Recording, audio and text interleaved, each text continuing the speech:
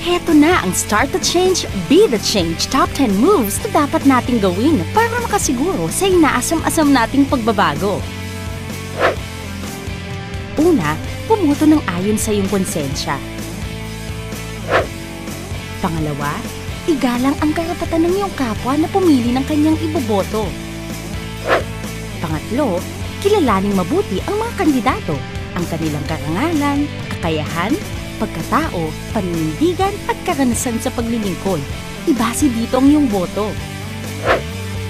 Pang-apat, alamin ang mga issue, plataforma at programa ng mga kandidato o partidong tumatakbo sa halalan. Pang-lima, huwag ibenta ang iyong boto at huwag bumili ng boto ng iba.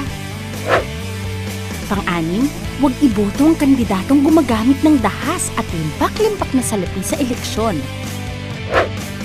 Pang-pito, huwag iboto ang mga kandidatong tiwali, kurakot, sinungaling at hindi makatao. Pang-walo, huwag bumoto ayon sa pisikal na anyo, popularidad, utang na loob, pakikisama o personal na koneksyon sa mga kandidato. Pang-siyam, huwag iboto ang mga kandidatong nasangkot sa graft and corruption. Pang-sampu, higit sa lahat, isaalang-alang ang kapakanan ng bayan sa pagpili ng iyong iboboto.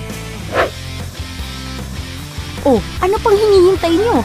Kilos na! Let's all start the change. Let's all be the change. Nasa kamay na natin lahat ang pagbabago. Ngayon na!